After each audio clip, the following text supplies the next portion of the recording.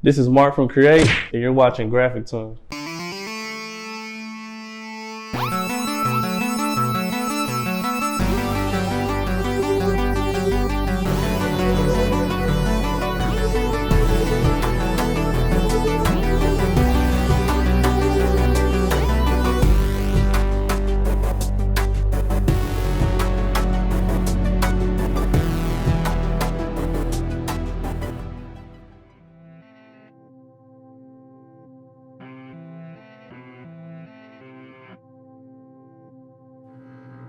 We're just gonna open up with a little bit about you. What got you into like shoe designing and everything of that nature? Okay. Yeah. So I actually started doing shoes back in 2016.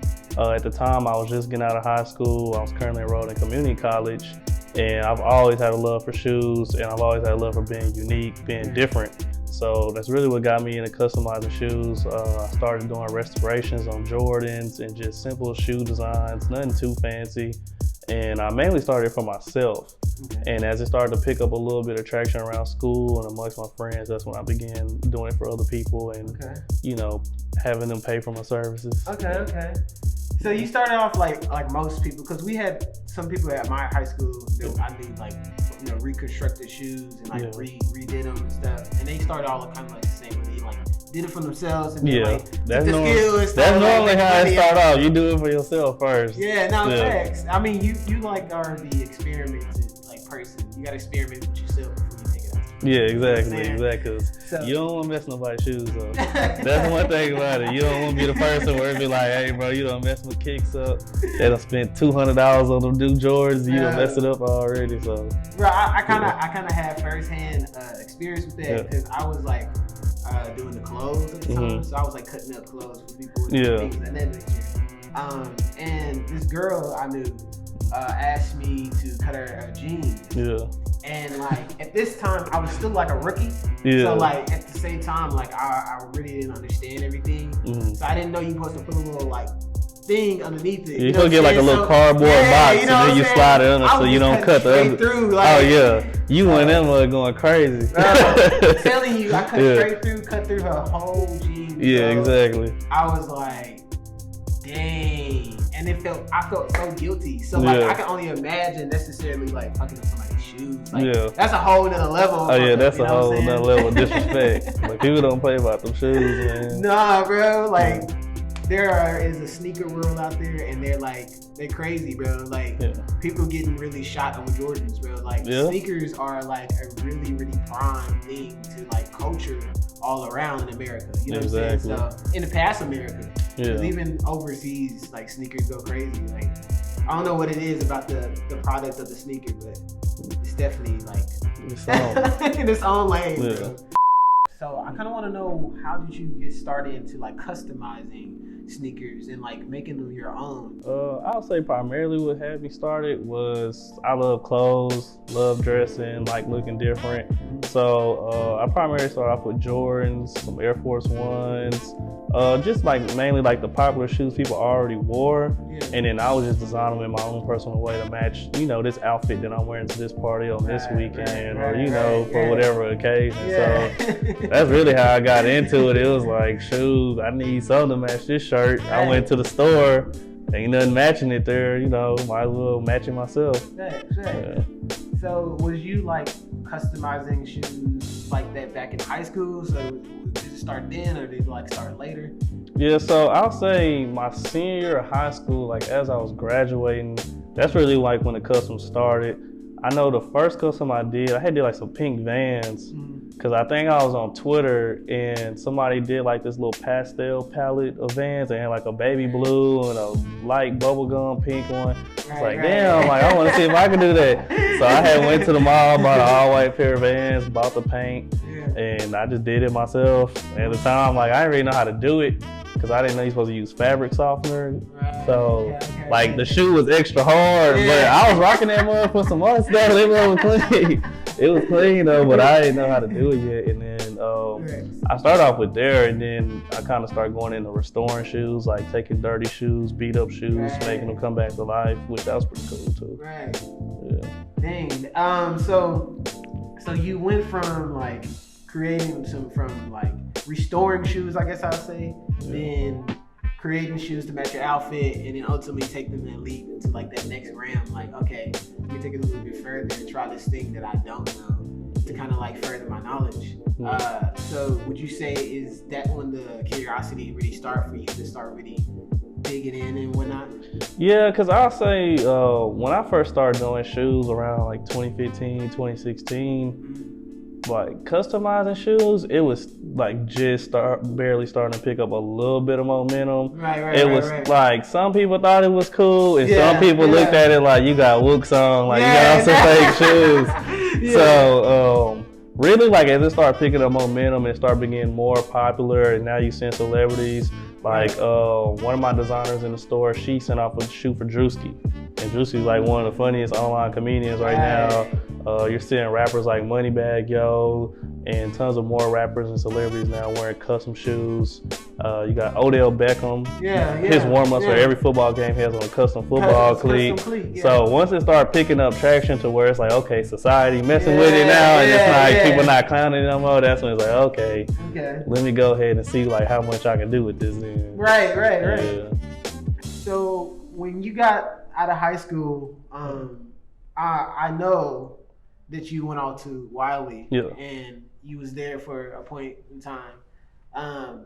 So was you still customizing shoes while you was at Wiley, while you was in college? Yeah, so when I got to Wiley, I know my freshman year there, I was customizing shoes a little bit, but it's time consuming between classes and then doing stuff around campus and work.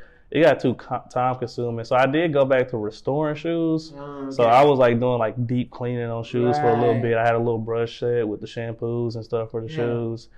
So we started talking about how you started with your shoes, creating, how you came to Dallas and opened up your storefront. And I just want to move from all that into the creation itself and talk a little bit about it.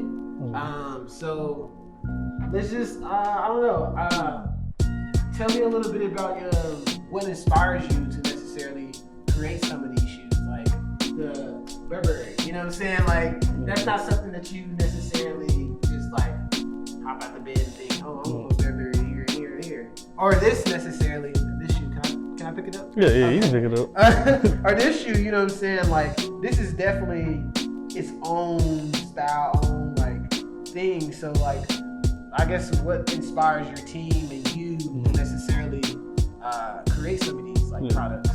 Okay, so we like to have like a wide variety of like options to choose from when people come into the store. One thing that we specialize in, we do custom orders, and then we also just make shoes just to put on this wall to be sold for whoever can wear them and wants them. So typically they just come in and however they're feeling that day, that's kind of like what gets put onto the shoe. So you know, we got this shoe that you picked up, for example. There's like a whole bunch of arts on it, and it actually has another shoe.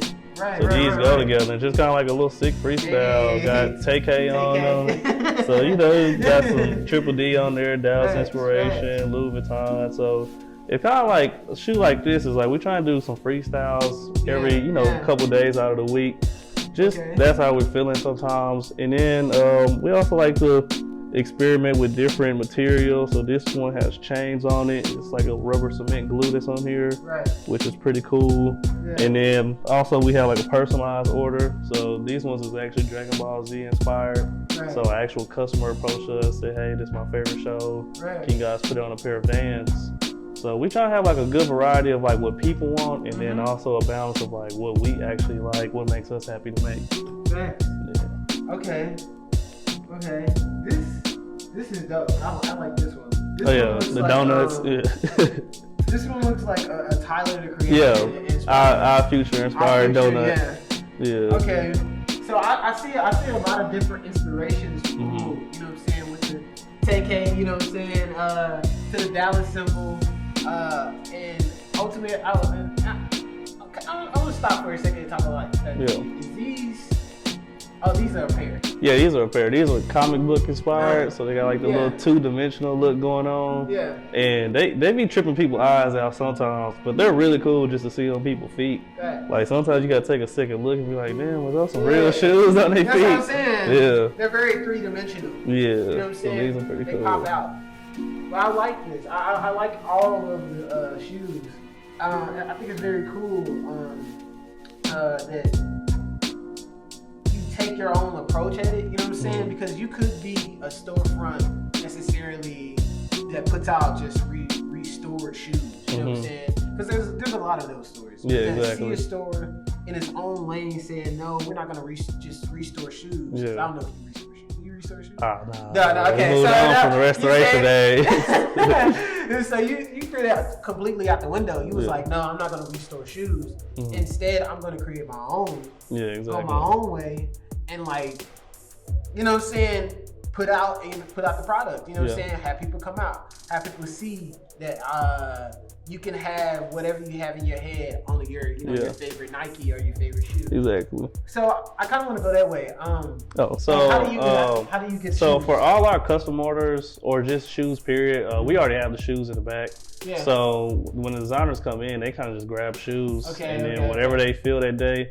Because the point of art is supposed to be fun. You're supposed to be able to express yourself. So I try my best to structure the store for my designers to where they don't come in feeling like it's a job. Right. Because you're constantly doing customer orders. It gets exhausting because you're doing what other people want. Yeah. So we try and keep like a little supply of shoes. So when they come in for days that we don't have orders, they can just express themselves on whatever pair of shoes. Right. This shoe right here though, this is actually an exclusive shoe. It's a Nike collab with Comme des Garçons.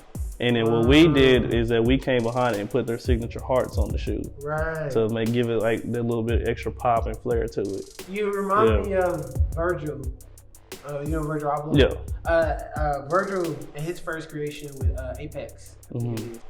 Pyrex. Thank you. Sometimes I need a little help, you know what I'm saying? Remember the names. But Pyrex, he took, I forgot what shirt it is, but he took a very high quality shirt that was simply, may I say, it was just simply a plaid tee.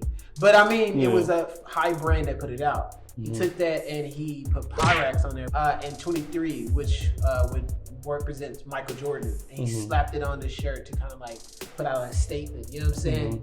And that's where I really feel with these shoes, y'all, like put these together, you know what I'm saying, and pull different things and inspirations to like put out on necessarily a statement. Like there's a little story behind it, like why you drew the hearts on there. Yeah, exactly. You know what I'm saying? So I really like that. All right, Brody.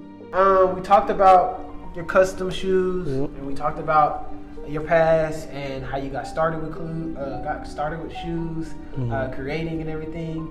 And so I just kind of want to close it out with just the future and your clothes. You know what I'm saying? Talk a little bit about your clothing brand and the future that we should be like expecting from you, I guess. So this year I do plan on launching a Create apparel line. Yeah. And I really just want to get the brand out there. You know, I want Create to be like the new Gucci, like the new Supreme, you know, to where I can get it to the point where we can expand to doing skateboards, shoes, clothes, spoons, all type of random stuff. Just like kind of how like Supreme is. Like Supreme, they got stickers, sunglasses. You got Travis Scott cereal and stuff like that. You know, so I want to get the Create brand to a point where everybody just wants something that say Create on it. Right.